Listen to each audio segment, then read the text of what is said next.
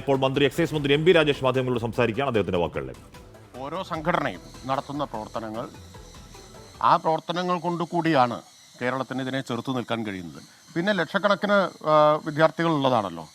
വിദ്യാർത്ഥികൾക്കിടയിലുണ്ടാകുന്ന അരാജക പ്രവണത അത് ചിലപ്പോൾ ചില സംഘടനകളിൽ പ്രവർത്തിക്കുന്നവരിലും ഉണ്ടാവാമെന്ന് മാത്രമേ ഉള്ളൂ. എനിക്കറിയില്ല ഇതിലേതെല്ലാം സംഘടനകളിൽ ഉൾപ്പെട്ടിട്ടുള്ളവരുണ്ട് എന്ന കാര്യം.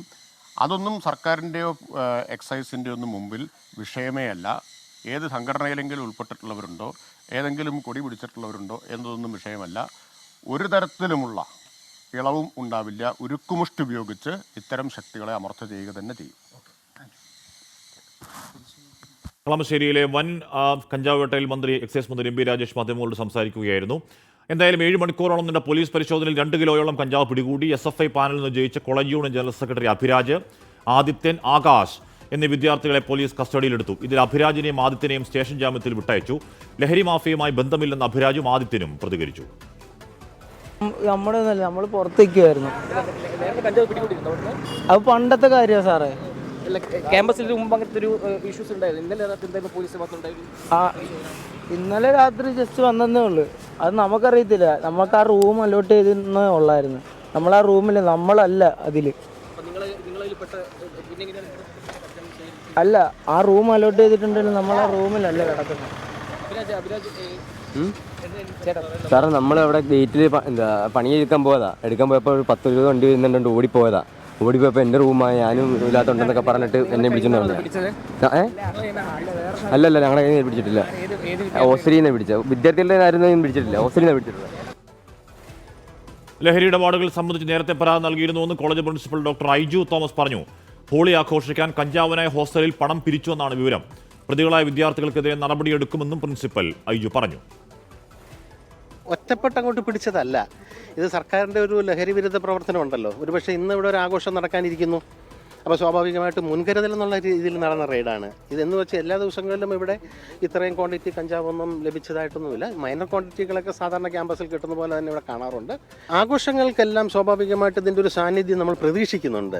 അപ്പോൾ എന്തെങ്കിലും ആഘോഷം വരുന്നതിന് മുമ്പ് നമ്മൾ കറക്റ്റായിട്ട് പോലീസിനെ അറിയിക്കുന്നുണ്ട്, സ്പെഷ്യൽ ബ്രാഞ്ചിനെ അറിയിക്കുന്നുണ്ട്. അവരുടെ സാന്നിധ്യം ഇവിടെ ഉണ്ട്.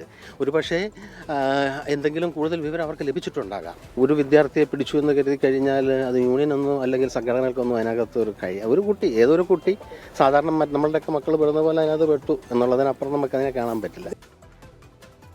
പിടിച്ചെടുത്ത കഞ്ചാവ് വിൽപ്പനയ്ക്ക് സൂക്ഷിച്ചിരുന്നെന്ന് പോലീസ് പറയുന്നു. കഞ്ചാവ് അളക്കാനുള്ള ഇലക്ട്രിക് ത്രാസും കണ്ടെടുത്തു. പരാതിയുടെ അടിസ്ഥാനത്തിലാണ് പരിശോധന നടത്തിയതെന്നും ഡെപ്യൂട്ടി കമ്മീഷണർ എസ് മഹേഷ് പറഞ്ഞു. ഒരു ഇന്റർമീഡിയറ്റ് ക്വാണ്ടിറ്റി, ഒരു സ്മോൾ ക്വാണ്ടിറ്റിയാണ്. ഇന്റർമീഡിയറ്റ് ക്വാണ്ടിറ്റിയിൽ ഒരു അക്യൂസ്ഡ് ഉണ്ട്, സ്മോൾ ക്വാണ്ടിറ്റിയിൽ 2 അക്യൂസ്ഡ് ഉണ്ട്. ടോട്ടൽ 3 അറസ്റ്റ് ഉണ്ട്.